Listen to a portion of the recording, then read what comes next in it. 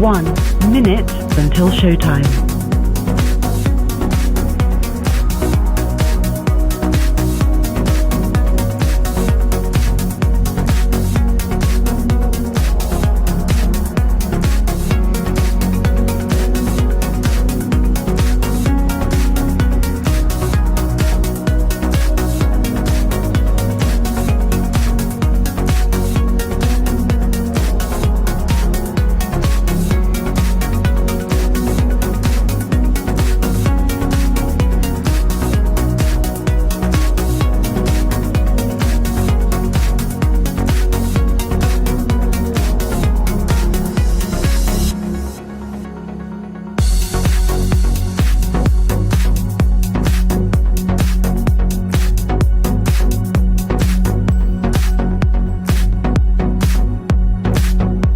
Your show will go live in 5 seconds.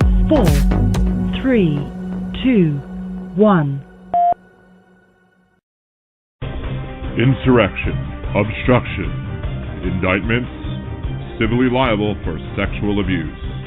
The one man responsible for all that could be sitting in a prison cell on election day and still be elected commander-in-chief for these United States. That man is beholden to Putin, weakened NATO the last time around, and is currently tying himself to wealthy Saudi oil money. He enriched himself when government stayed at his properties. He campaigned on wanting to use government to go after his political rivals and wants to expand executive power. If Donald Trump is re-elected, our nation is lost. So let's roll up our sleeves, get to work, and tell the MAGA folks no more before it's too late.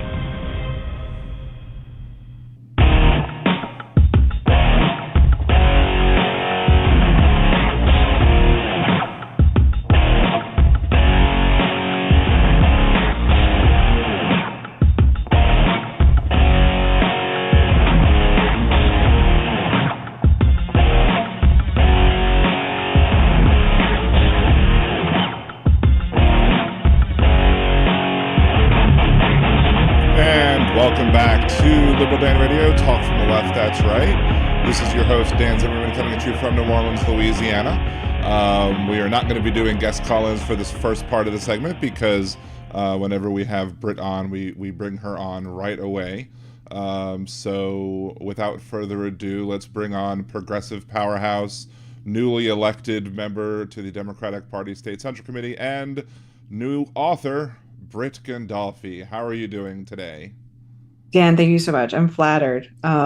Mostly just excited about the new author part. But are you newly elected if you run unopposed? Because there was literally not a single liberal woman in my district that wanted to have any voice on the Democratic State Central Committee. Not a single. I think it still counts. I mean, you're the best one of one. You're still the best. So there you go. It was like it was waiting there for me. Exactly. Yeah. Hey, shouts out to Rob Saunders, who just became a liberal Danimal over on YouTube. Thank you so much. Y'all can support the show. That we'll get into all the different ways you can support the show, but becoming a liberal Danimal gives you some early access to videos as well. So just big shout out to you for joining and becoming a member right now. And shouts out to the mod squad as well. Aaron and Jolie, thank you very much for keeping track. Wes, I'll probably get to talk to you later. We're not doing calls in a second. We're just going to talk about all the stuff. Talking shit with Britt. So anyway, we named this segment. Oh God, we're live. Yes, I'm a children's book author, Dan. My whole persona has to change. Okay, I am here now. But I don't know what else can I rhyme. Talking about stuff with. No. I think that we need to start using curse words to describe the things that are happening in our world. I think it'll help us. Yes, absolutely, fucking right. So you want to talk bit about what just happened this past weekend? Oh, it's not just the past weekend though, because as anybody who's been watching the show recently, you know that I've had problems with Katie Bernhardt and her dropping the ball when it came to helping Democrats get elected statewide and locally, targeting specific people who were in safe districts instead of trying to, build the brand, so to speak. And such suspicious behavior, honestly, the most suspicious behavior. But yes. Yeah, I mean, it's definitely suspicious. But the first thing that was even before this past weekend was the fact that she lost her seat on the committee whatsoever. Like somebody actually challenged her and beat her, so she no longer was on the committee. And I just started laughing at that point. I'm like, we need to be petty. We need to be petty about this. But then, was it a virtual meeting? Was it in person? Were you there? Oh God, we were all together. I mean, it was set for 2:30 on a Saturday with a 1 week notice at the Union Hall. Everyone showed up around 2 o'clock, 2:15. The doors were locked. You couldn't get in. People were running around looking for a key. Everybody's out there in their Sunday best, sweating their asses off. Finally, like send someone to crawl in through a freaking window, it felt like, to get in. And there was not enough chairs, not enough tables. There was no toilet paper in the bathroom. There was no water. It was literally like they had brought us to the assembly room from some sort of Robert's Rules of Orders Hunger Games. Okay. It was Robert Rules of Orders in the cafeteria from the film Matilda, the one with Robert De Niro in it, Right. where the boy eat the chocolate cake. That's where they packed 210 plus Democrats coming to vote on who's going to be the boss of the party.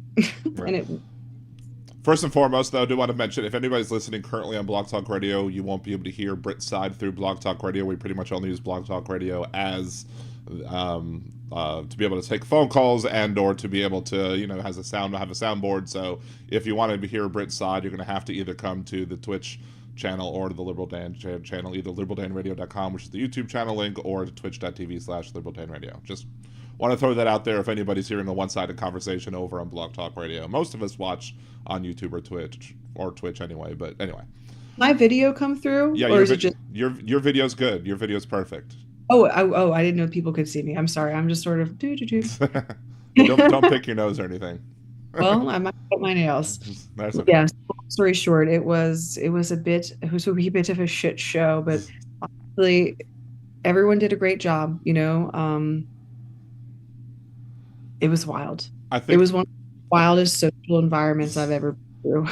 the best feel thing like- that I read about it was simply the fact that everybody who was supposedly supporting Katie Bernhardt was saying, no, somebody really did nominate her. We promise, we swear. And then nobody would come forward to say who was the person who actually nominated her, so basically the person who's the chair ran unopposed, right? Is that correct?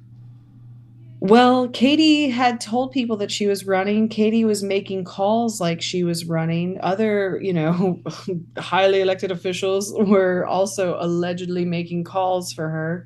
So we all got there thinking it was about to be a showdown. Someone tried to say, let's not even do the roll call. Let's just go straight to orders of business. And then someone on our side was like, well, no, we should do the roll call because we need to know who's here. Right. And glad we did, because there were 5 seats that no one ran for that the chairperson gets to appoint. Right.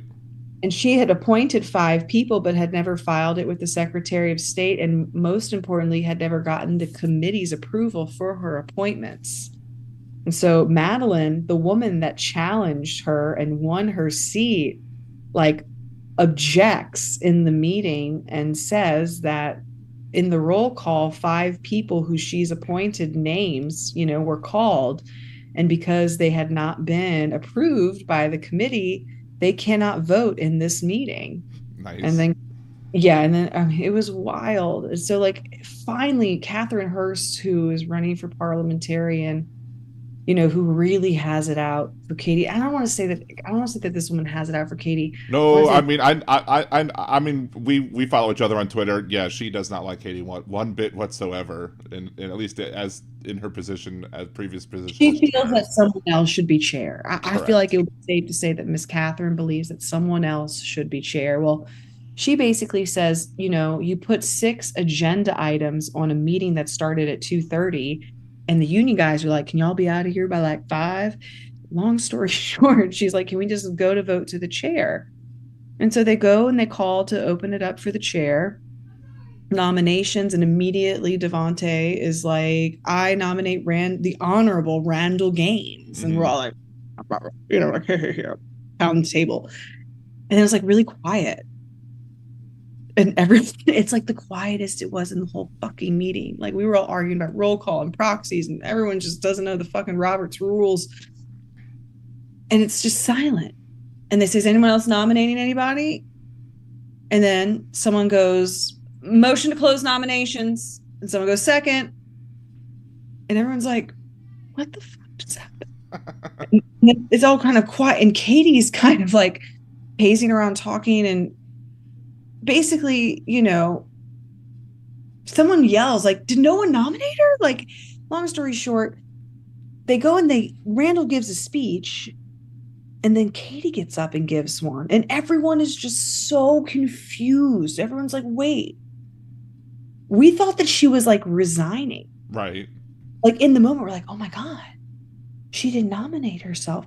But then it all clicked for most of us that she couldn't nominate herself because she had lost her seat on the committee. Right. And only the person in the committee can nominate someone for a leadership position. And then one poor woman stands up and she's like, well, I didn't know. I thought we had, well, I'm kind of going fast forward. She gives her speech and then someone says, wait a second, she wasn't even nominated. Why did she give a speech? Right. And everyone's like, okay, we're fighting for this.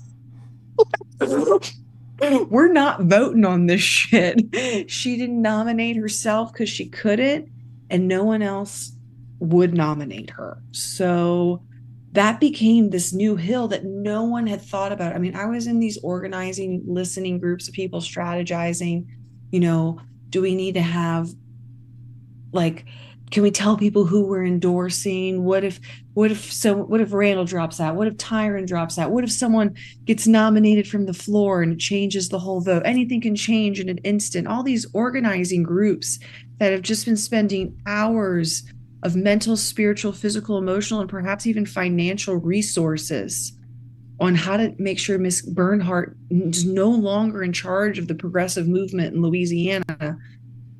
No one fathomed that no one would nominate her. Right.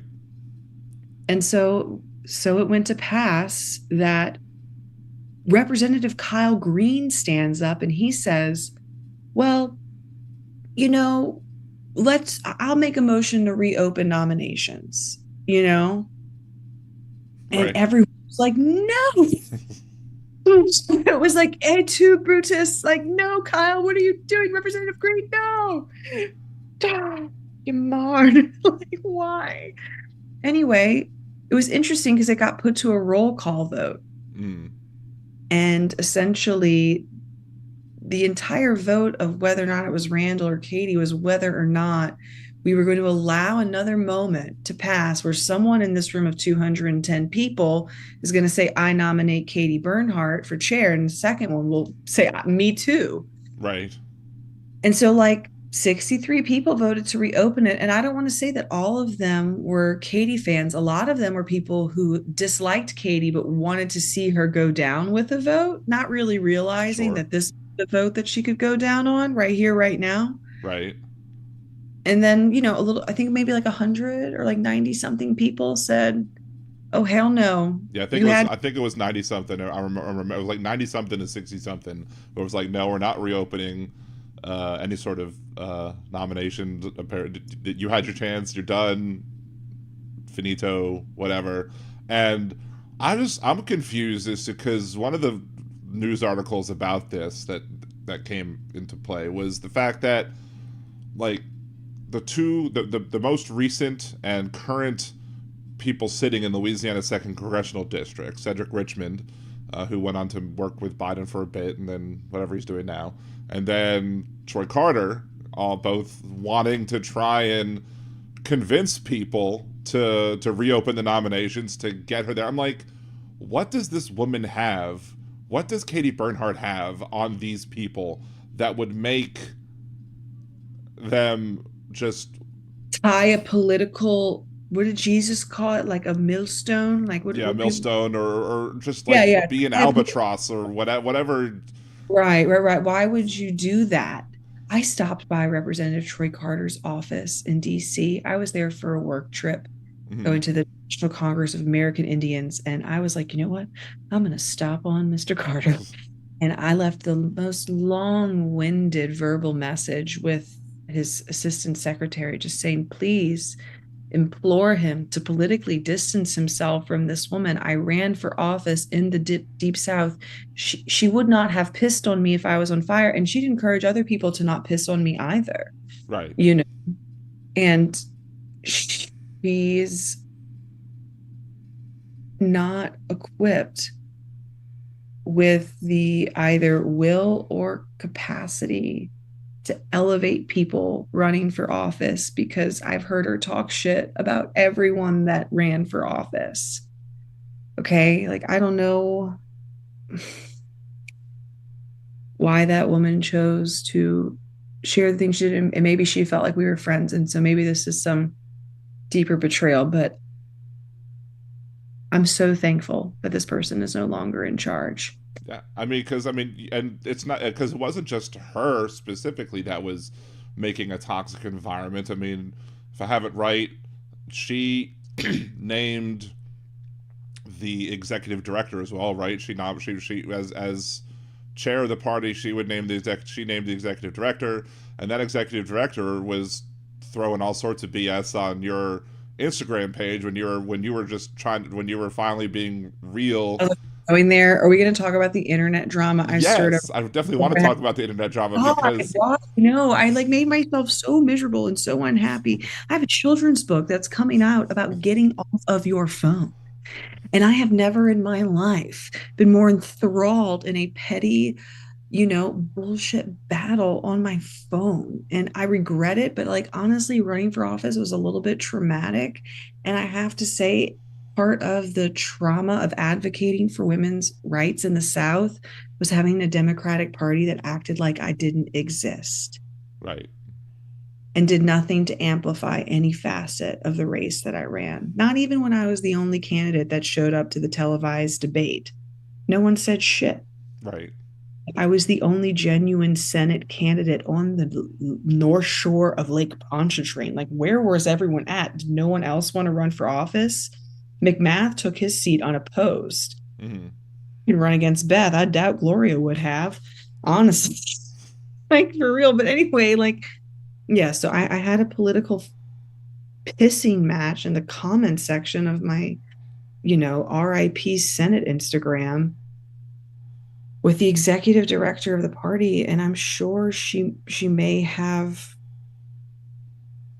regretted getting into the comment section, because I really wasn't personally. Well, no, I mean, I think I did name names.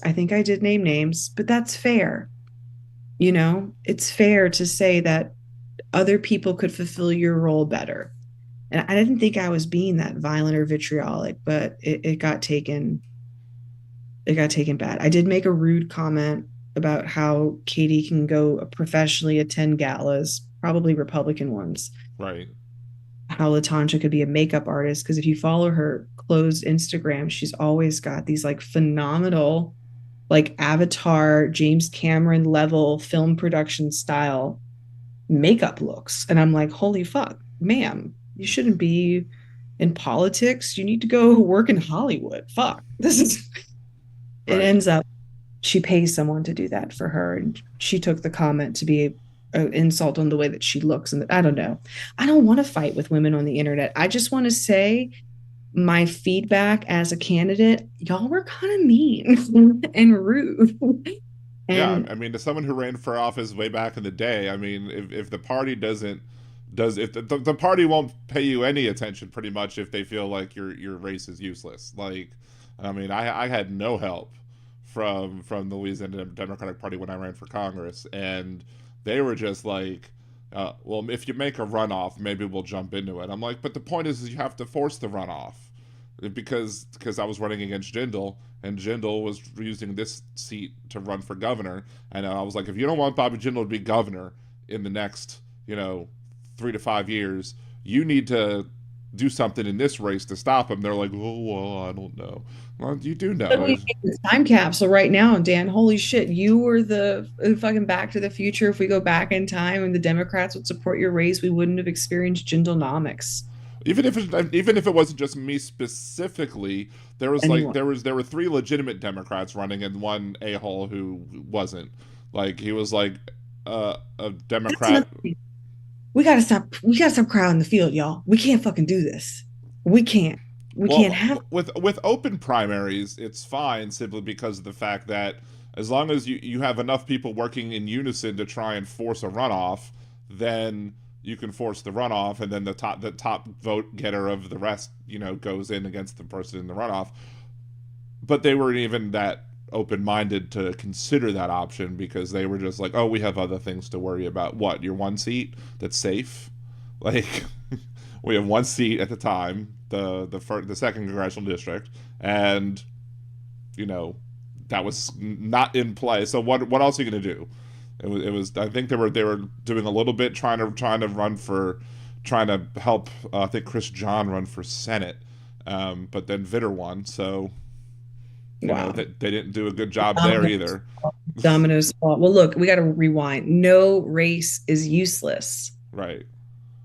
It's like, I don't know. If I'm thinking about politics like the bullshit game that it is, if you're running blue in the deep red South and the game is one player's got to come up from a board, you're not going to stack three blue dudes in there versus one red. You know what I'm saying? Right. Like, I don't know, the capacity for vote splitting and Democrats jumping into races. Like, I just don't feel like, well, maybe no, Republicans deal with this. We see some Republicans go toe to toe, but they're safer, I guess. You get a couple Democrats in a race down here. It's like, well, boys, let's go home.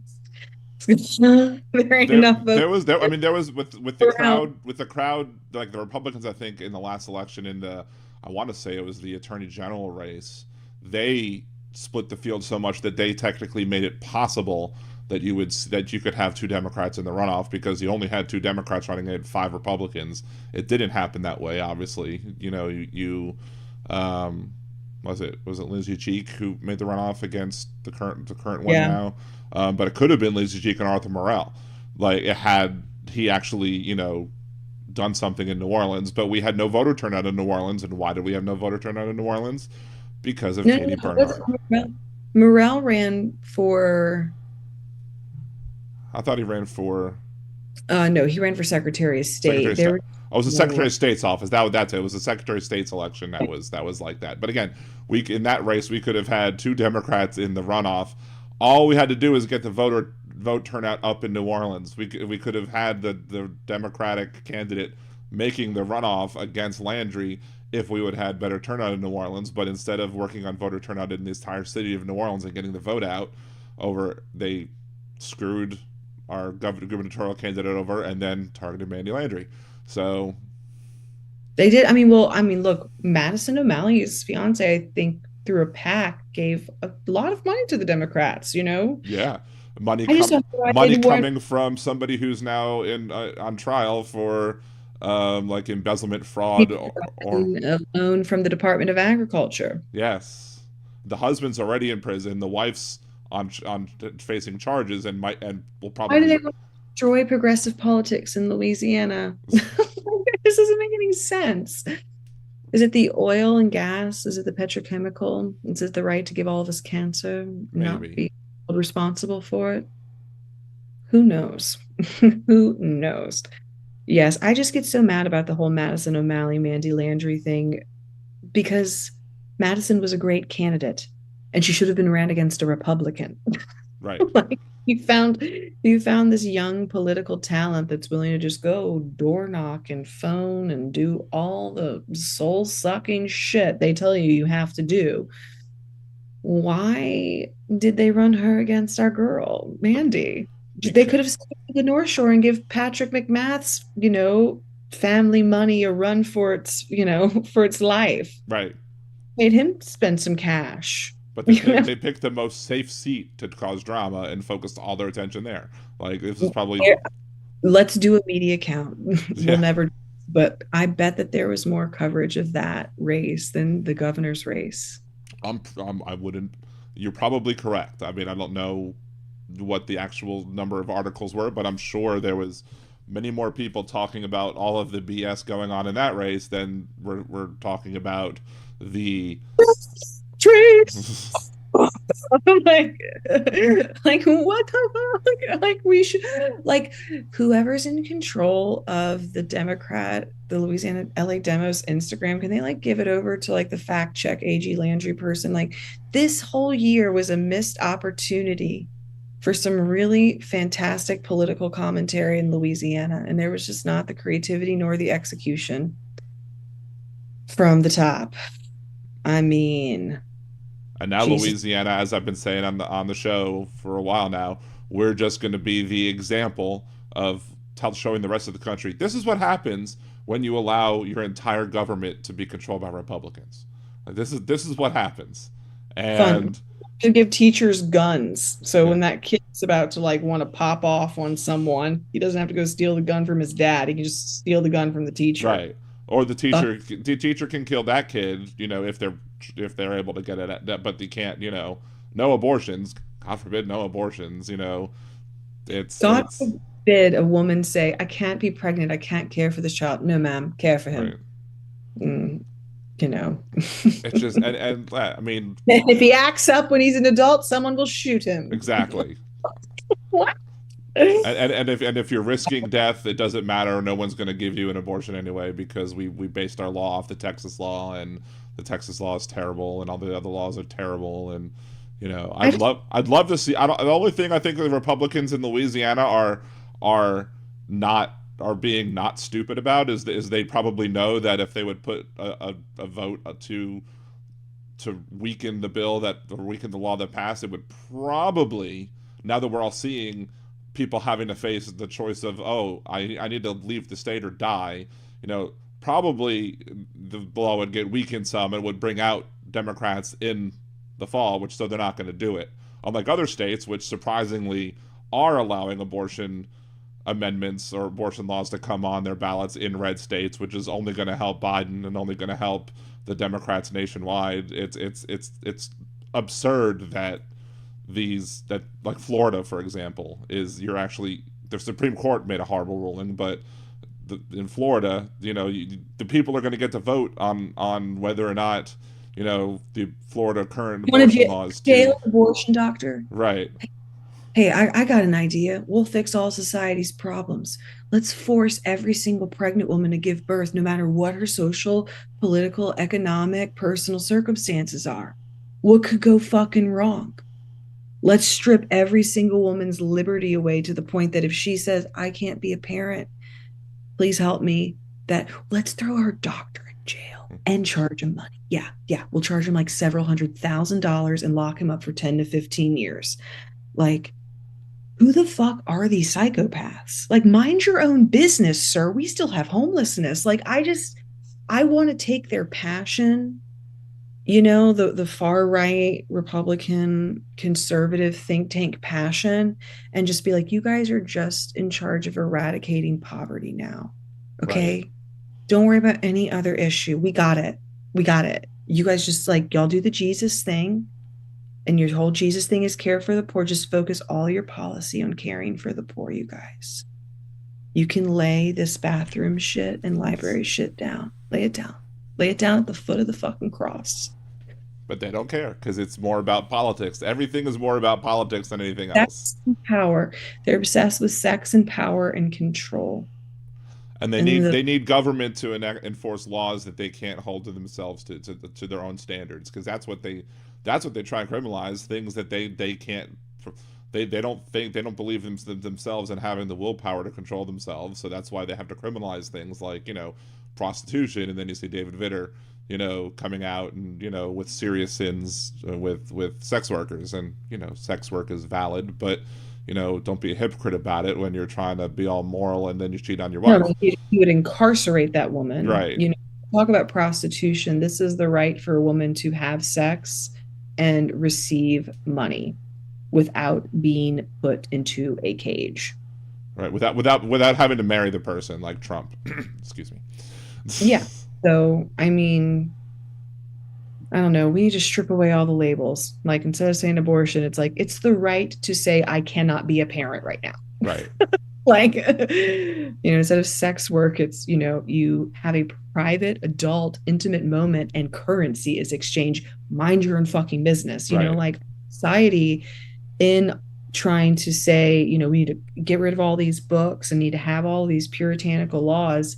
It's because our society is obsessed with sex and power. Yep. And it's sad, man. Like, these fuckers are going to turn me into a conservative just in terms of I'm sick of hearing them talk about sex. I'm sick of hearing our legislature say gay. Like, Mandy, will you please propose a bill that the legislature can no longer say gay? That they're no longer allowed to make laws relating to our, private choices and bodies and intimate moments. Like, they just can't, you can't legislate on anything that has to do with sex. What the fuck is the government doing, even making any form of laws, unless it deals with protecting people and establishing, like, what is consent? Right. Exactly. That, to me, that would be the true conservative point of view. Leave government out of it. Let consenting adults have their private affairs whenever they want to do, and the only reason that government should step in is to protect people from other people, or to take action when somebody harms somebody else. But you're here to prevent harm and establish protections and consequences when people's rights are violated. Right. You're not here to legislate a cultural and religious framework. Well, now we have Orange Jesus, and they all believe in Orange Jesus and his ability to do whatever it is that he wants to do, and they'll of course hypocritical about that as well. So I'm about to go all James Cameron on you guys and be like, that's the Antichrist. All right. I know they're all freaking salivating over the war in the Middle East, thinking it's some fulfillment of the book of Revelations, and I feel like the evangelical white nationalism, that sort of semi-celebrates these fucking atrocities because it verifies or validates their worldview. I don't even think it's that. I think the white supremacist crazies just support Israel, because if you have Israel over there, with anything that Israel wants to do, I mean, yeah, they enjoy they probably hate, Arab and Muslim people more than they hate Jews, but they want to have a Jewish state because, and only a Jewish state over there, and not a two-state solution or something that's, a reasonable compromise that gives people freedom or whatever. Because, if they're able to get all the Jews to go over there, then they're not here and they don't have to deal with us. So that's the main reason why you see a lot of these evangelicals support it. It's not because they like Jewish people. It's because they want Jewish people to all go over there. Several reasons, I mean, I personally feel the whole bullshit is about the Suez Canal, oil and gas leases off the coast of Gaza, and of course the genocide and eradication of these people, so that the West has a permanent, unfettered, unopposed military outpost in the Middle East. I just know, growing up in like evangelical Protestant Southeast Louisiana, that there's always this, the end of days and Jesus coming back, and war being prophesied in the Middle East, right, as a sign of the times, blood up to the horse's neck. Right. It's this, like, we believe that we're gearing towards a doomsday, so that when doom starts happening, we're like, well, Bible said, like, and I'm talking about people that I have in my family that I have to have these conversations with, and I hear these things. I'm not just making this shit up. And I don't think that they're alone in their thinking, but all that to say, there's some much bigger shit going on in the world right now, much more than the failed leadership of the Louisiana Democratic Party. Right. Who I still wish the DOJ would look into, because, like, what if she was a mole? We don't know. I don't know. I just know that the Republicans should hire her now. She was so helpful to them. Yeah, she did more to help Republicans than any other Republican in Louisiana did. I mean, it's absolutely nuts.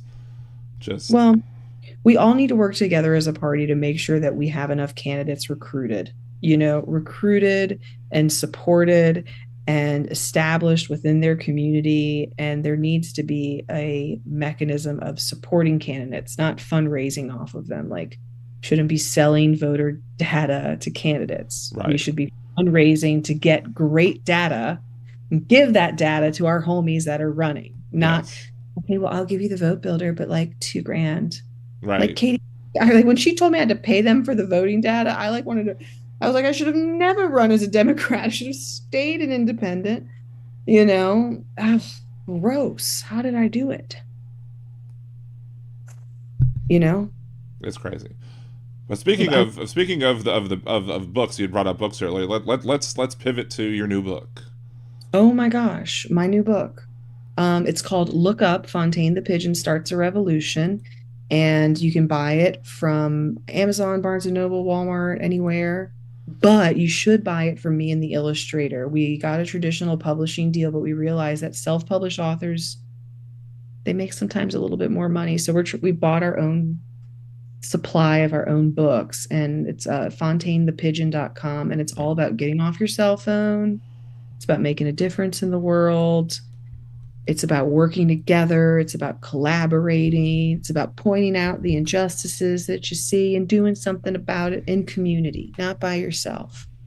And it's a really adorable poem. And my best friend in the world illustrated it. And we're both local Louisiana women. And it's beautiful. Like the pictures are beautiful. The print is so high quality. Like it's a dream come true. I almost did not run for office because I did not want to fuck up my children's book career because I used to be a pre-K teacher and a high school teacher, and I love nothing more than, bringing music and laughter and happiness into a classroom environment. And this book, I think, is one of the cutest things I've ever written. And it now gets to live. And so I'm just like stoked. But when you Google me, the first thing that comes up is like, this woman fought for abortion in Louisiana. So not many of the local schools have been like, Miss Gondolfi, we'd love to have you come to a reading, because I think there's a demonization of certain political perspectives. Right. But we'll get over it. I'm sure we'll be getting lots of library and school requests in blue I hope states. so. I hope so. But I shared the link in both of the chats so people, and it's also on the page to the.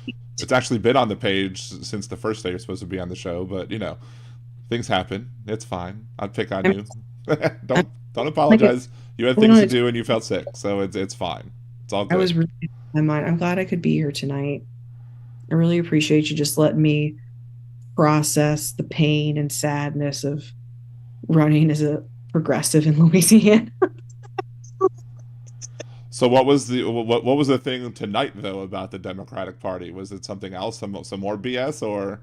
No, it was the last remaining 26 Democrats and progressives in Tangipahoa Parish. I just say that it was the Tangi Democrats and progressives meeting, and I went with my DSCC running mate. Does everyone know about the sexism with the committee? The cis normativity of the whole, there's only two genders and everything like that. There's a king and queen from every province. Yes. and gathers. And basically, so, to keep it short, representing the state of Louisiana, or representing the Democratic Party and the state central committee, every legislative district has 2 seats, one for the guy and one for the girl, and they did make the girl the A seat. It's like 72A, 72B. It's like the Hunger Games. It's like, you come into the DSCC committee meeting with your, male or female counterpart, hands held. Right, but what if you're like one of the amazing progressive candidates who is like doesn't fit in the gender binary? Like, what about like Mel Manuel? Like, well, their running mate is Jeremy. Uh-huh. I think those people have just sort of said fuck it and played within the system, and so they just pigeonholed themselves into the seat that would most align with what Louisiana would hold. But yeah, they did what they had to do to get in and make a difference, and we should all be thankful they did. Yes, so well, that's good. I think that happened with several people, But yes, so we went to this meeting, and Tom Hogan, the other representative from this 72 district, he wanted to tell this room of people, herald them with the tale of the no AC, no chairs, no nomination, no Katie. Want to report back to our tribe of 26 Democrats that, yes, we can actually have leadership that believes a black man could win statewide. Yeah, and that's the kicker is that like she was just Katie Burnham was just so anti having a black person running statewide against Gary Chambers, against screwed over Devontae Lewis, just so many shenanigans that went on. I'm like, you could get people to win if you actually had faith in them and put your support behind them and weren't so close-minded. But again, this is the person was that in the first election, I think she supported Scott Angel against John Bel Edwards. Like, I'm fairly certain that that's the correct person who she supported in that initial election 8 years ago or whatever. So you're going to support Republicans. That's like completely against the bylaws of the party. Like, you're not supposed to endorse people against the endorsed candidate of the party. Like, that's just what happens. I hope she can come out of the closet as a Republican. Socially liberal, but racially conservative Republican. Like, I really hope that she can just step on into the light and be with those. I don't know. She always would say, like, as Democrats. And I'm like, I don't think progressive people even want to call themselves Democrats. Right. You're really a Democrat? If you're really a Democrat, you're not telling anybody, yo, I'm a Democrat. You're like, no, I'm liberal as fuck. Okay? Right. Get your dumb laws off my body and fuck the Democrats. But I guess I got to vote. So I feel like I was always suspicious because she was always like, well, isn't that the problem with like what is often labeled as quote white feminism, is that they're always just trying to take over the social issues, because I'm socially liberal, so therefore I'm a Democrat, but that you're gonna trample all over minorities in their attempts to try and make a difference when they want to make a difference, because it tends to be all about them. Like, and there's always such kickback when you say white feminism, and it's like, no, but it's a general problem. For feminists, man. Tell me one candidate that ran last year that was screaming the house is on fire. They're forcing raped women to give birth. Like, was anyone screaming that Jeff Landry, and this entire administration was going to be like killing people on death row and arming teachers with guns and turning us into a like modern Americana fascist regime? Because they could have been screaming at the top of their lungs, and I like really didn't even get a mailer, much less like a spam email from those judges. And they could have taken a lesson from many other states to know that you win by supporting body autonomy. If Kansas can get people together statewide and vote to protect abortion rights in frickin' Kansas, if Ohio, which has turned red instead of purple, can say, no, we're not going to support these draconian laws, and even though we voted for Trump by like 60-40 or whatever, maybe 55-45, whatever it was, they still got together and they said, nope, we don't want this abortion law. This abortion law is terrible. We reject it out of hand. Your dog bleeding out when it's your child that got drunk at a party and got taken advantage of, when it's your child that found out that the baby has some horrible fucking condition and will be dead upon arrival, you're no longer pro-life because life has happened to you and you don't have the luxury of the idealism. People don't realize that the need for an abortion, like, you're in a fucking either social or medical emergency. Right. Of course, if we had people that were capable of talking about this issue in a way that moves the conversation around, like, you're killing a baby, to we're saving a woman's life, yeah, you would do well. You would do well to talk about that. And the Democratic leadership this past year did a great service. They should have stood outside the Capitol with a bell and just rung it and screamed fire for an hour. Like, There was not a single motherfucking publicity stunt other than the FBI scandal of Madison O'Malley Right. versus man. Okay. We could have been screaming that we could have had the first black governor since Pinchback. Right. Okay. But no, no, no, no. We could have been screaming that fucking Jeff Landry tried to sue to get rid of the Indian Child Welfare Act. Okay. In his goddamn forsaken administration. We could have been screaming that Jeff Landry was suing the EPA so oil companies can come down here and rape us. No, we're not screaming anything. Like, I literally heard that woman say a black man can't get elected statewide. And Latanja had the nerve to come up to me at this past weekend meeting. And she's like, well, I heard you say that you heard Katie say that, but like, I said it too. I'm like, I don't care which one of y'all said it. You can't say shit like that. Right. You cannot be in charge and act like you are some political Nostradamus that can know which way the corn's gonna fucking bend. No, you're not here to predict the future. You're here to make the fucking future. So if there's someone running, you're going to support them. And that's the whole thing. That's why these two women failed. It's not because they're not smart enough. It's not because they're not competent enough. It's because they literally did not believe in people. Right. Well, hopefully the leadership nowadays will. I mean, I don't know how. I mean, they have 4 years now to get it right until the next freaking election. But I was like, send out a Google form. Like, I want to hit up every single public school teacher in Louisiana and be like, who wants to run for office? Let's just get an army of public school teachers. Right. They know how to get shit organized. But of course, the person that's running in the newly open seat is somebody like with connections to Edwin Edwards, because we can't just let go of that pass neither. So, wait, what? Who is it?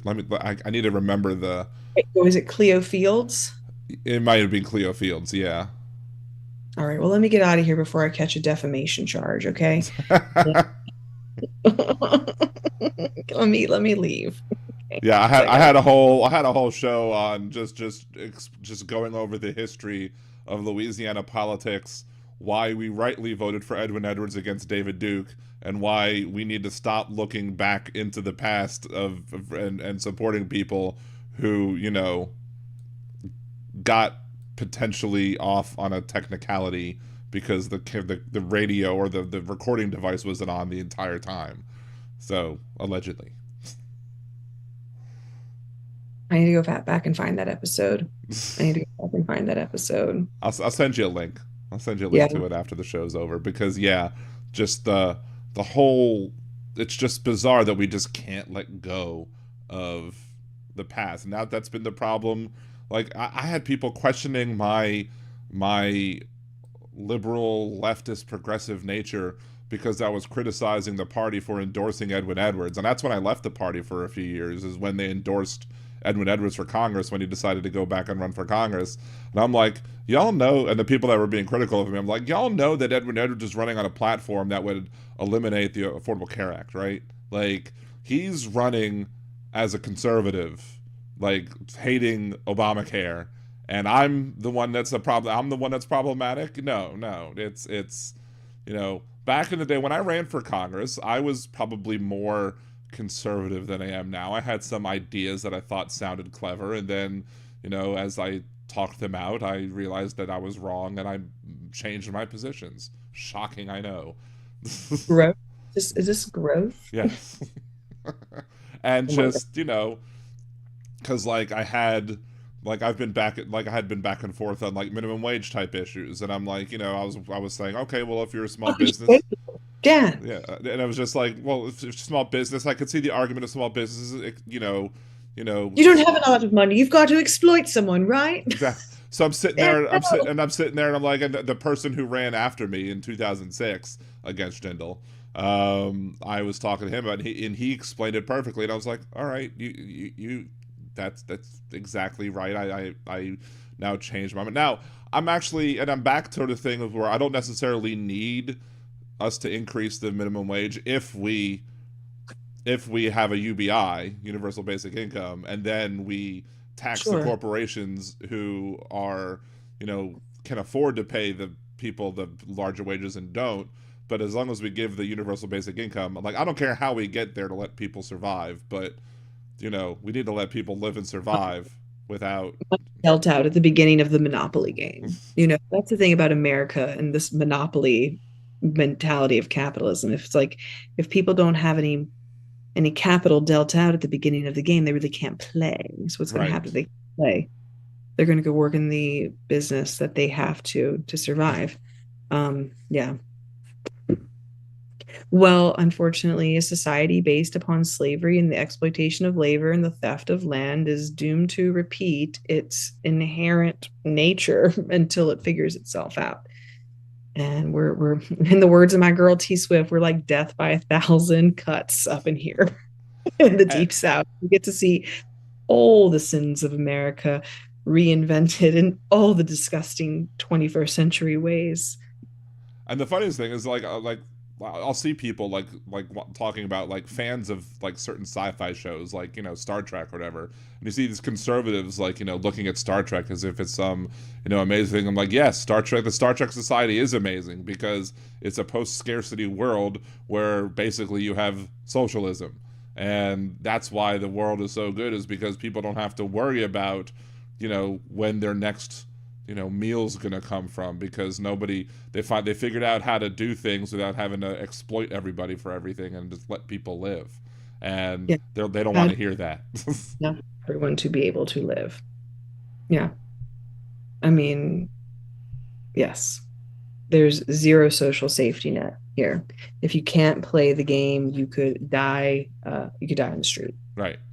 And they're like, well, we need the people to die on the street because it'll motivate everyone to play the game. And it's like, cue the Hunger Games. And the original Monopoly rules weren't even like that. There was like some people were like the capitalist side, and the other people were the anti-capitalist side. Like, those are the original Monopoly rules, and they got changed by, I guess, Hasbro or whatever I never knew that. Yeah, I never knew that Monopoly had a lesson.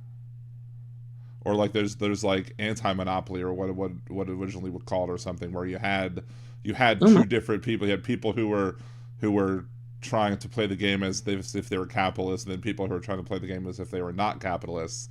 And because I guess it wasn't trademarked or copyrighted properly, Hasbro scooped it up and was like, all right, well, we're going to make this game now, and we're going to remove all that anti-capitalist stuff, and we're just going to make you go to jail if you can't pay your bills. And, well, is there anything more American than that?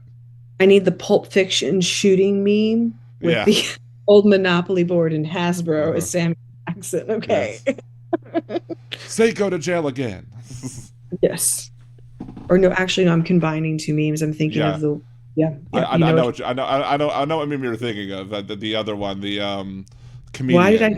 It's Pulp Fiction. Yeah, there was a comedian. Oh my gosh. Yeah, the Eric Andre meme where he like shoots somebody. Why did you make me do this?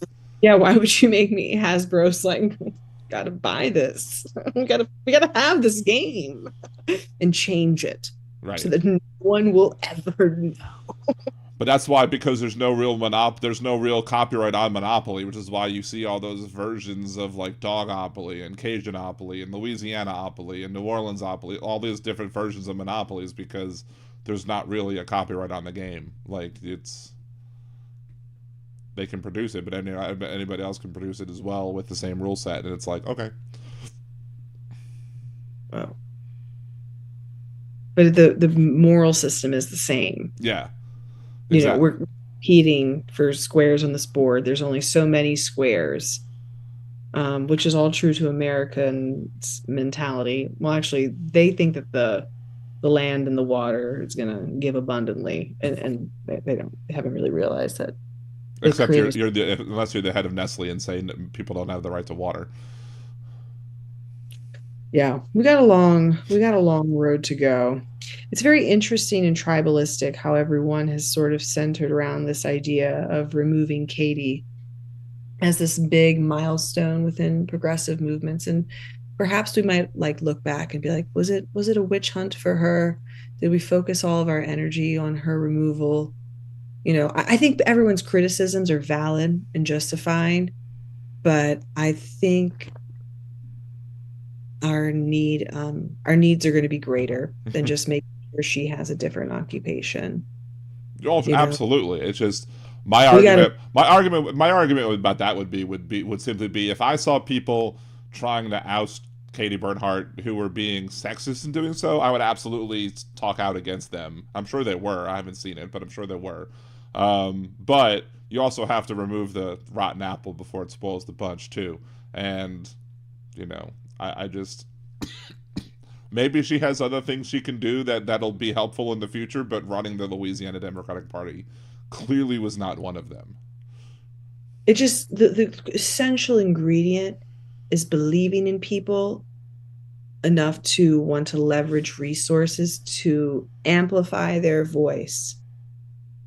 That you have to believe in people, and Right. so it's still going to be, you know, I mean, it's like that's why I try and have candidates on my show who especially like in like my whole theory on politics and like seats or whatever is like I'm not going to begrudge like if the Democratic Party supports like a centrist somewhere, I'm not necessarily going to begrudge that if you're moving that district to the left. Like if you can, so as long as we're moving everybody to the left, to me it's fine to support a to what we need to rebrand. yeah. Well, let's move all to love. Let's be like, you fuckers are hateful and we're full of love. So come on down to the love train, like The Love laugh. Shack. We should start hearing the B-52 singing. It's either fear, hate, or love, baby. Move them to the love. What's your cat's name? This is my daughter's. Ow, this cat. Nom.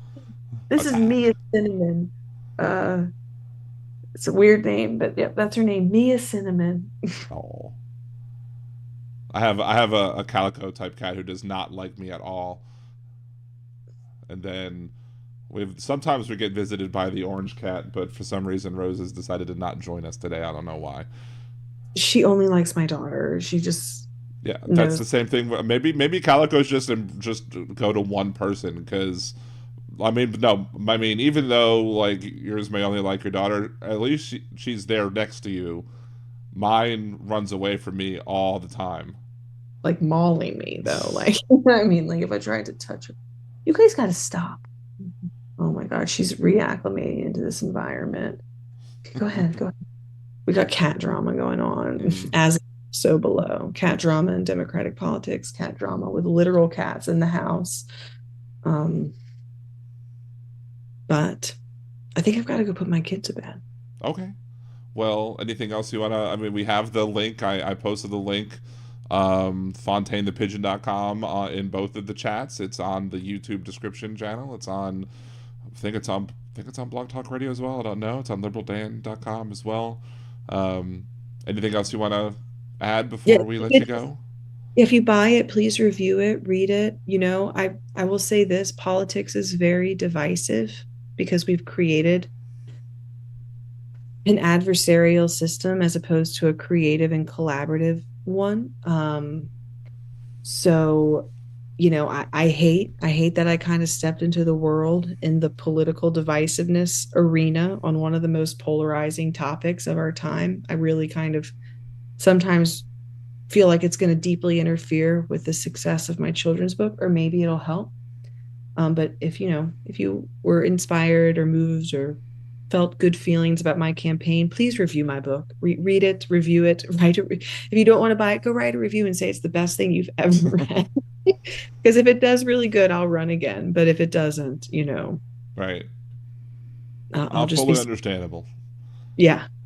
I have about 20,000 words into a book, and it just came to a screeching halt. I need to get back to writing it as well. So we'll see.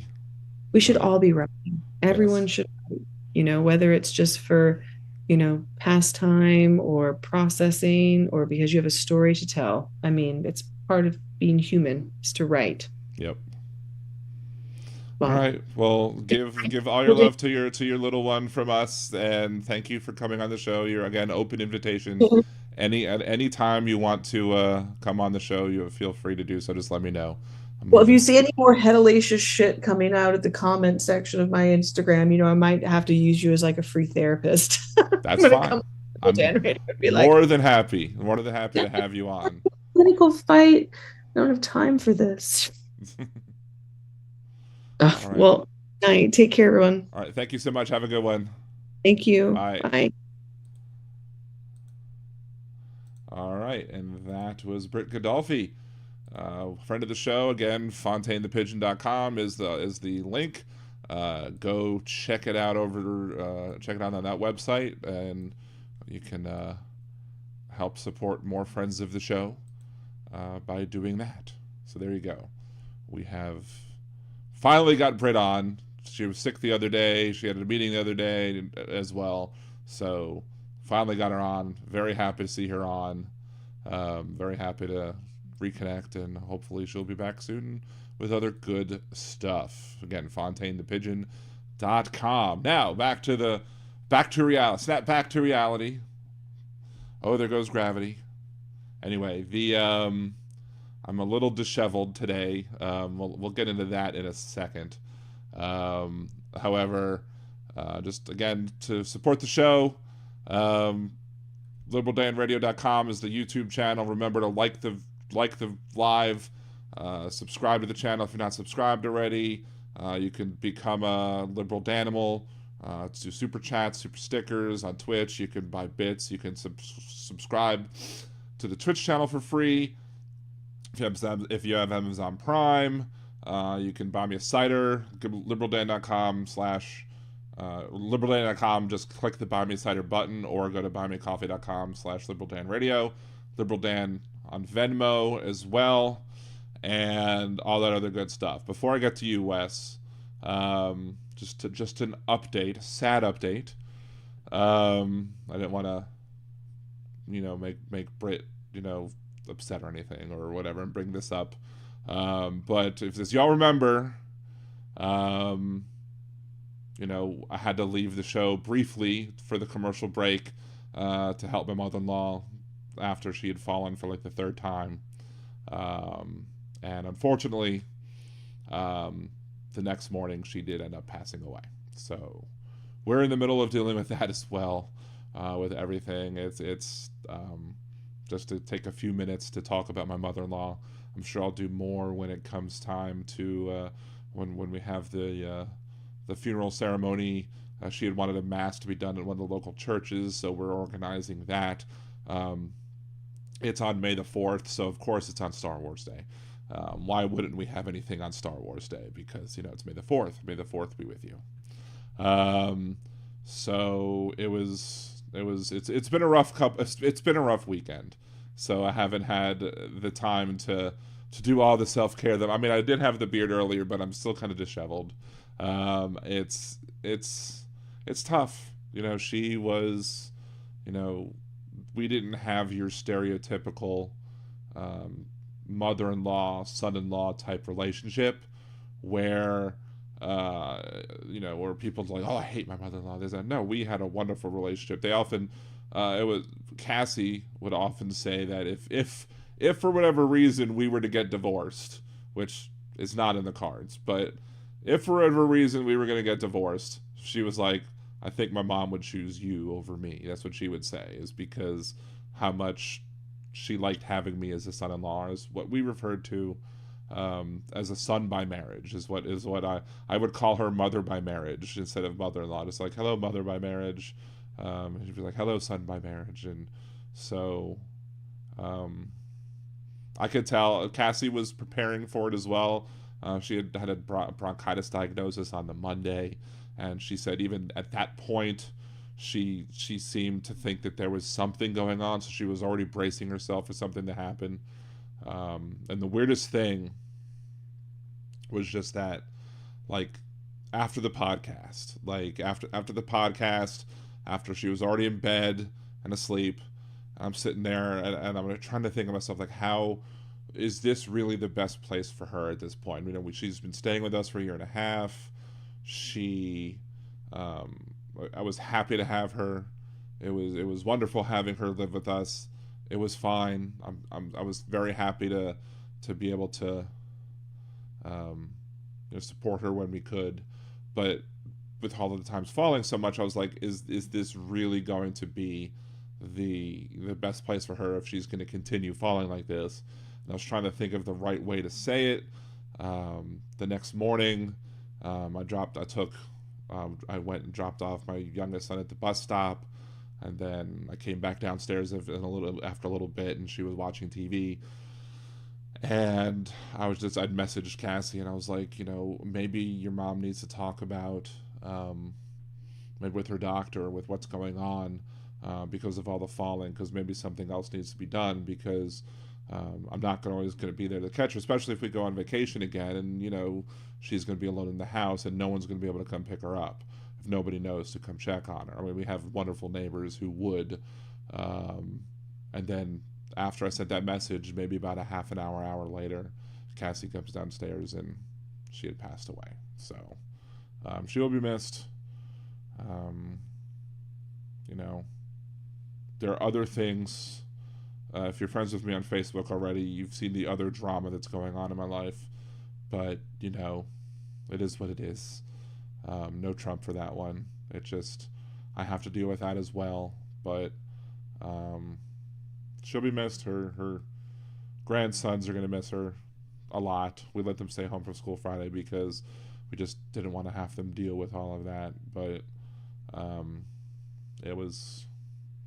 it's sad, but I don't know. I probably would be crying right now, except for the fact that I've probably done so much over the course of the weekend that I'm just might be all out at this point. Who knows? So she wasn't Jewish, but as us Jewish people say, when it comes to the most recently departed or deceased, it's like her memory will be a blessing. And so I'm a better person for having her in my life, and I'm glad to have known her. So anyway, now we bring on Wes. Sorry for the downer, Wes, but No, you are perfect. You are so perfect I can't even tell you. But you make me think of 1,000 stories. Mm-hmm. Although I already chose the story I'm going to tell tonight. Okay. And I have a committee, and they are in agreement.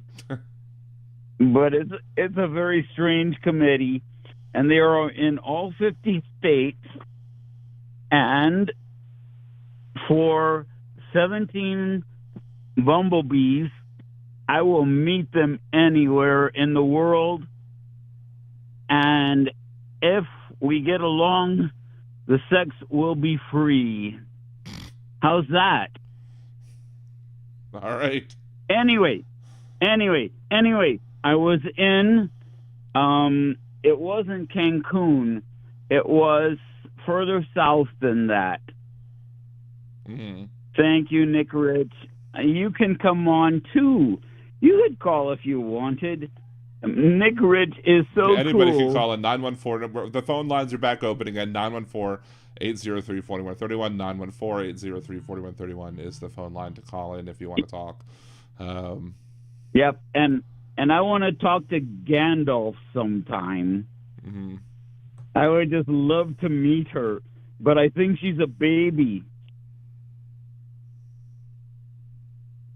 Anyway, I was sleeping on somewhere along Playa del Carmen. We went to Tulum.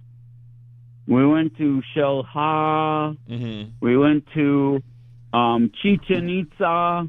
Right. We were just all over the place. Cozumel and the Isla de las Mujeres. Is that what it is? It's the Island of Women? The Island of the Women, where they don't allow any girls to wear tops. Where is that? Them, or I think it's just by choice? De Mujeres. What? Was it by choice? Is it by choice, or they literally forced to go topless? No, they just don't go there. If they want to wear a top, they can go to Cozumel. Oh, okay. That's where all the rich folks are anyway. The wild women are up in the Island of the Women. Interesting. Did not know. Maybe that's why they don't have any short skirts there on the cruising. Too. What? Maybe that's why they don't have any shore excursions off the cruises there, because they know. No, they do. They do, and they have. It's a what do you call it? It is a oh my gosh, coral. It is coral, and the coral is so like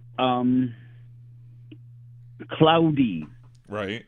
You know, it's in the sand. The sand is made out of coral. So if you want to see clear coral and fish, you have to swim out like probably a half a mile, and then finally you're not getting the other snorkelers fins in your face all the time, and you can see the most beautiful shit out there. They feed the fish. They throw out food for them, and it attracts them toward the coral.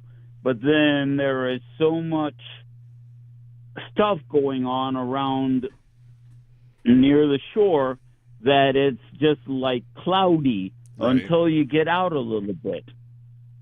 And that's not the story I wanted to tell you about, but it's the same area, the same place. Right. And we had such a good time in the in the lagoon. It's called Xelha. It starts with an X, Xelha, like Seha maybe. But anyway, we were in a very, very, very nice place, a villa where you swim up to the back door. Right. Yep. And there was a lagoon all the way to the swimming pool, or swimming pools. There were like 1,000 of them. You had to go across a couple of dams and stuff. But anyway, I had been drinking a lot. Right. Because it was all free. Everything, all expense paid. And there was a really, really nice bartender at a bar like 2 doors down from us. You know, we had the swim up pool and a bar two doors away. And he kept giving me Johnny Walker Red on ice. I had no idea how much was in the cup. And anyway, I was sleeping in the sun, and I had gotten up out of the chair for a second and bumped my head on a palm tree. Do you understand this? Yeah, I'm understanding. Yes. Okay, it was bright sun. I was looking right at it, and I kind of knocked myself out. And I was a little drunk. But anyway, my mom comes to me. I know my mom. It was absolutely my mom, but she looks a little like Wonder Woman. Back when my mom was skinny, with dark, longer, curly hair, you know, and green eyes that just could, light green eyes that just injected themselves into you. But anyway, I said, "What the fuck, Mom? Where the fuck have you been?" My mom didn't like the word fuck. And it did not hurt her a bit. She did not even react. Right. She just stood there. I don't think she had a weapon, but I bet she could have produced one at any time. And she said to me, "I've been fighting battles in the sun, and I'm very good at it." Okay. That's the whole story. Nice. That's it. Jeff Curry, a swim up bar sounds like drown. I mean, I've been in plenty of swim up bars before. You just can't be too drunk, I guess, right? But I believe it. I think it's true. I love you, Jeff. I think you're a fucking liar, but I love you anyway. Wes, come on. All right, anything else to throw in, Wes, before we talk about some other issues of the day? I don't know. What are the issues? I'm looking at this stupid Trump shit. I just want him to go away. Well, we would all love that. I don't care about his documents. We would all love for him to go, but he's not going to back? go away. He's not going to go away unless somebody forces him to. And so this is the I'm not roofie. Promise. No, they mean you got roofied back then, not now. Anyway, but you can't. You have to hold him accountable for his bad actions. So the only way to do that is by having this entire circus shit show on him, and trying to punish do the him. right thing. Punish him. Yeah. Finish him. Anyway. Punish him. Well, problem is finish him is like I think Stormy already did that, and that's part of the problem in the first place, is he couldn't keep it in his pants and had to go pay Stormy Daniels off. How far down do we go? That's another question. That's another question for Stormy Daniels. He sold his daughter to the Jewish mafia. Do you understand how strong the Zionists are in America? Let's not go the Jewish mafia. You're gonna summon Joseph Gibson back after I banned his second account, which is another interesting thing we can talk about. You're gonna summon him back because the people are gonna be like, "Hey, you're right. When I was a little kid, my grandpa used to tell me all these stories about the Jews, and my dad, the minister, the preacher, would say, I don't want to say that your grandpa's full of shit, but he doesn't know what he's talking about when he's talking about the Jews."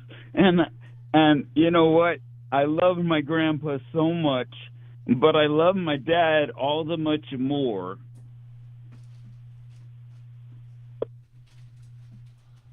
Yeah, it's tough. There's some other.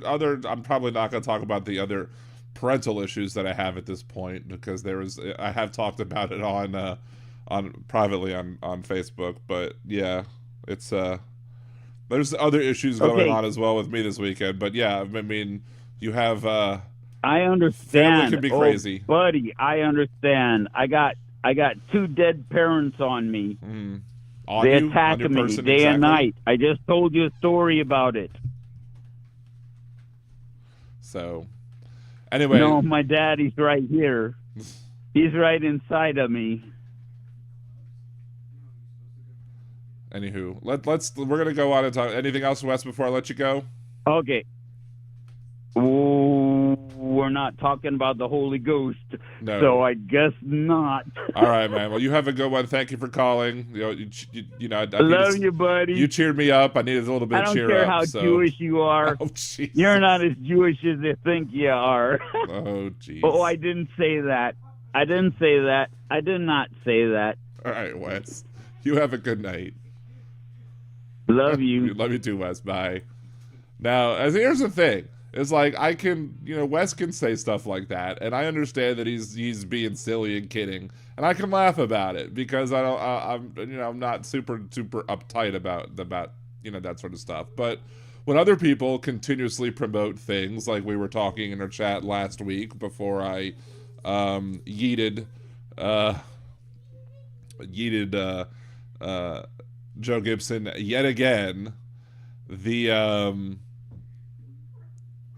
what was funny is that I had brought up something to the fact with Gibson about how our having run for office puts our information out there in the public, blah blah blah, and like he had made some comments about exposing people and letting people know, and it seemed like he was threatening to potentially do nefarious things with outing people and publicly available information or whatever. I don't know. So I made the comment I did, and he got mad, and he actually had a show that night where he felt the need that he had to rant about me kicking him off my show again, and I actually called in, and I talked to him and 2 of his listeners or whatever for about probably an hour, after Wednesday's show, simply because of the fact that, first of all, I was like, well, you're not going to sit here and say that I threatened you when I didn't threaten you whatsoever at all. But it actually turned into a somewhat decent conversation, although I kept having to explain to the individuals why the way things that they word things, like they're like, well, if I'm just saying the truth, what's wrong with the truth? Like, but you can say it's something that's truthful, and if it's not relevant, it can still be harmful. Like, because if you're bringing up something about somebody, like, for example, last show we were talking about the ways to talk about Israel, and you want to pare down how you're describing the groups of people you're complaining about to make it less and less likely appear that you're being like anti-Semitic, for example. So instead of saying, Israel's doing these things, say Netanyahu is doing these things, or the Netanyahu administration, or we talked about that last show, but this just as a sort of a brief recap of that. But they're like then he brought up like Jews in banking or Jews in whatever, and I was just like, but what does the Jewishness have to do with it? And then we got into the whole side argument of, well, this is the problem I have with y'all, and you're one of the problems I have with y'all, with people like that who are trying to insist on talking about Jews and money lending, and like, you created the system. It's just kind of like how I mock the incels and the MGTOW type folks when I do the live reactions to the toxic masculinity stuff, the unraveling toxic masculinity. I basically mock the dudes who are on there, because they're sitting there and they're talking about how women are the arbiters of sex or whatever. And I'm like, yeah, because you created the situation. Y'all keep trying to throw yourselves at every woman you see. So yes, if you don't give them the opportunity to come forward and flirt with you and try and seek you out instead, no, you're creating the situation where women are the arbiters of sex, because y'all are the ones who keep artificially increasing the supply of the desire to have sex over and over and over again. So you created the problem that you're not complaining about. Same thing with anybody who tries to bring up Jews and banking. It's the fact that, there was a time when the Pope or whatever, the Catholic Church or whatever church at the time was like, Christians can't lend money to each other. If you're a Christian, you can't lend money, you can't charge interest. So why would somebody lend you? Why would I lend you money if I don't know you and not doing you a solid? If you don't, why would I do that and then not seek any potential possibility of income? If that's going to be my job, if that's going to be how I derive income, then sure, I need to charge interest for it. But then, so they made a situation where Jews became the default moneylenders, and then they started attacking Jews for being moneylenders. It's like, y'all wanted it this way. Y'all could have easily have just said Christians can loan money to other Christians, and then you wouldn't have a situation where Jews and banking commingle and are coupled tightly because of racial stereotypes. But that's what they do. That they created the problem that they're complaining about, and then they complain about it, and then they blame us for the problem they created. It's absurd. So we had a good long conversation about that on his show before it ended or whatever, and I was just like, I wasn't gonna, and I created a Google Voice number so that I could call in with a Google Voice number and not have him know my real phone number. So that way, if I feel like if anything were to happen and like I start getting harassing phone calls on that line, I'll be like, okay, we'll just yeet that Google phone number. I don't want it anymore, and then I don't have to get rid of my regular phone number. So, but yes, Aaron, thank you for sharing the Nerdy Dan thing. The Nerdy Dan and Liberal Dan are coupled into one sort of thing. It's all part of the same project. So what we have is another, like the game I was talking about last week, that ended, that campaign ended Sunday. So what I did yesterday is I went ahead and just opted in to do another sponsorship thing. Like that campaign, I've got like $80 off of it. So like, cool. But now with this one, I know a little bit better what to do and how to do it. So I'm not necessarily going to, I won't make the same mistakes I made with the last one. And now I understand what needs to be done in order to hit certain plateaus. And some of the things are the same. Level 5 base, doing a rally. It's the same. It's almost the same people who did the ant game, except this is a zombie game. And when you're it also has kind of those jewel game type things where you like match jewels and you're attacking zombies with the jewels that when you put the jewels together, whatever. Again, it's free to play. There's lots of different opportunities. I'm going to be doing a little bit of it live tomorrow on my Nerdy Dan stream because you have to stream with the name of the game up for a certain amount of time in order to qualify for the revenue. But I also have this opportunity where, like, if I buy something in the game on the stream and show that I'm doing it on the stream, I can actually get that back reimbursed plus $10. So they're actually encouraging me to show you that you can pay for things and how paying for things helps you over the course of it. But like, you could still do it for free. Most of the things, except for one of the thresholds, you can do for free. Everything else it can be done for free except for one of the thresholds. So we will see how that goes. But it's just another way. It's a free way to support the show as well. Just go to the pinned link that's on the Twitch or pinned on YouTube. Just go to that pinned link, download the game, play it a little bit. I think I got the first threshold of getting the base up to level 5 or whatever. I think I did it in 20 minutes. Like, it's very easy to do. They show you exactly what it is that you need to do. And then, like, I think you can join my alliance. We could do the rallies. We could do it. I can help y'all help me try and get this all taken care of. But it's a fun thing to do. And this is actually, of the 3 games that I've kind of talked about on my show before, this one actually feels a little more fun because it has that sort of jewel matching type thing, almost like a Candy Crush type thing with the jewels or whatever. So anyway, so there's that. That's another way to support the show. I wasn't going to talk too much about Trump today because today the Trump thing was pretty much just the jury selection, and more stuff will come out after jury selection.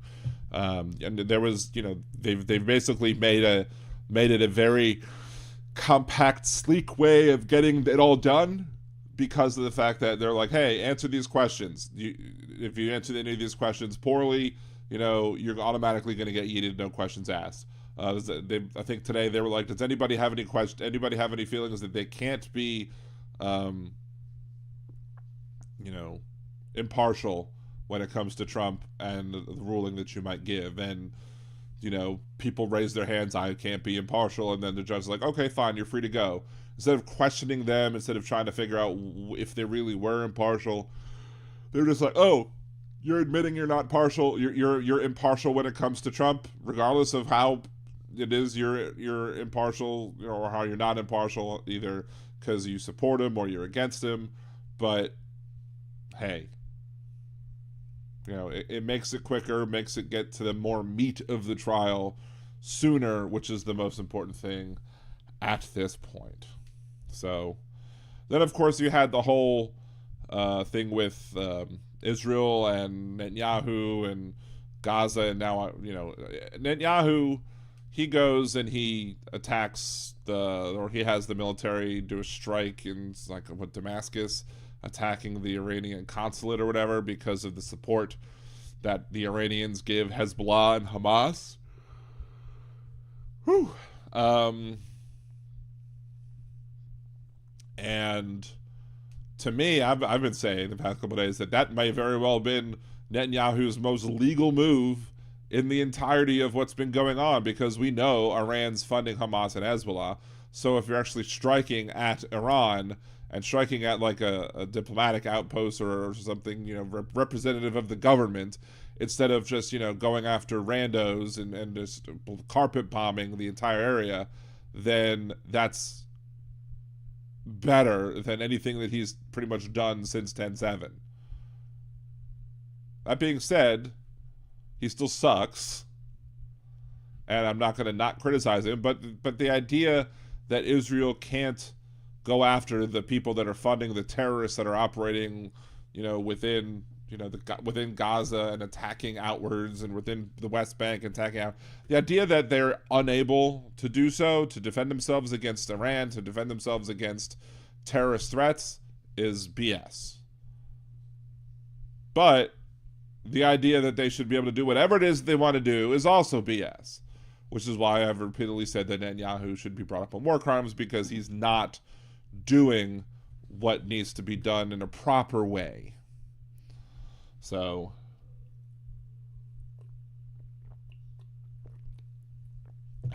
Jeff Curry, my grandma always got out of jury duty. She said her hemorrhoids bothered her too much. It worked every time. Hey, that works. That absolutely works. And I only got called for jury duty once, and it was back in Baltimore, but I was here going to college, so I was like, well, I can't go because I'm in college and I'm not in Baltimore right now. Sorry, bruh. So that was the only time I've ever gotten called for jury duty. Any other time, never. Now my wife gets called for jury duty a bunch. Like, she's gotten called. They put some murderer away. They put and actually the person who was the district attorney at the time, or the prosecuting attorney in the criminal trial, is actually currently the person who is the DA of New Orleans at the moment. So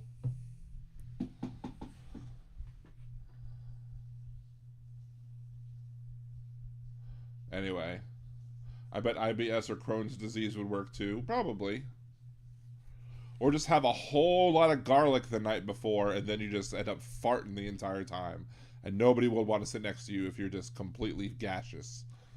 If you become a gaseous giant like Jupiter, or maybe even Uranus, they might not want to have you around. So, but it'd be interesting, because I think I would make a good juror, and even though I don't like Donald Trump, I think I would be an impartial juror, because I understand the idea that it's the responsibility of the prosecution to make their case, and if they make their case, great, they make their case. If they don't make their case, they don't make their case.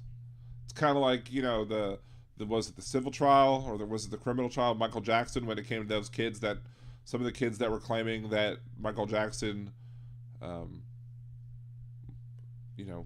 violated them in some way, and that one of the the foreperson of the jury maybe came forward afterwards. It's like, look, we were all convinced that Michael Jackson molested some kids. We just know for a fact that it wasn't this kid because of the holes in the story. So, but I embrace that form of justice. That if you are sitting in a jury and you have to be able to enable yourself to say, okay, here's what the prosecution is trying to do. Did they prove their case? Yes or no? If they didn't prove their case, then you can't convict, regardless of how much you hate the dude. So I'd probably be a good juror for anything, but who knows? Maybe if they brought some charges or whatever, I don't know. I don't know. I've kind of lost my train of thought.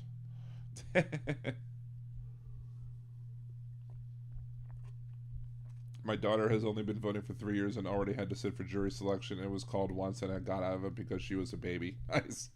So she was your out, but you were not able to become her out. Good going, Mom. I am very glad to hear that Uranus Fudge Factory is back open after store damage. And there was a post, I follow them on Facebook, and there was a post from Uranus Fudge Factory talking about how they now serve ice creams on Sundays or whatever, and I was like, I like when I get my Sundays from Uranus, I like there to be extra fudge. And of course they did a care react to it, because they're always seeming to like my responses to their posts. So, but my point earlier was just simply that, like, I'm always willing to be fair. Maybe I'm willing to be too fair, but I think I would still be a good juror. Like, for example, the one time on the show when we were talking about Rick Santorum, and F him, like, he's terrible. We don't like Rick Santorum whatsoever. But when the New York Times asked a stupid question that misrepresented what he said, I was like, no, this is BS from the part of the New York Times, because he didn't say what you're saying that he said. So if you're not going to report what he said properly, don't report it at all. So even though I don't like Rick Santorum, even though I can't stand him, I despise him, I think he's a terrible person, I still think the media has a responsibility to report on what he says correctly and properly.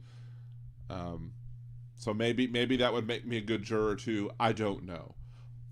Who knows if I'll ever be in that situation, because I haven't gotten it yet. Anyway, we are going to end the show a little bit earlier today than normal. I do have the unfortunate thing that I have to do. I did file my taxes, but I was always the person for the last few years that had been filing my mother-in-law's taxes, and I have to still file them. It's quick and whatever. It's a free file, because hers are not as complicated as mine, but I need to make sure to take care of that before midnight strikes, because I don't want her estate having any issues with the IRS. That's the last thing we need.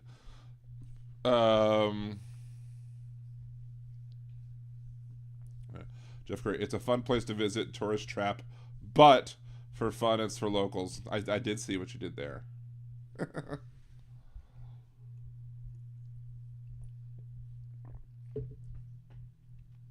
Yes, do not look up Santorum in the Urban Dictionary. Do not look it up whatsoever, especially after a meal. So, anyway, I'm going to go ahead and end the show at this point, just so I can take care of that.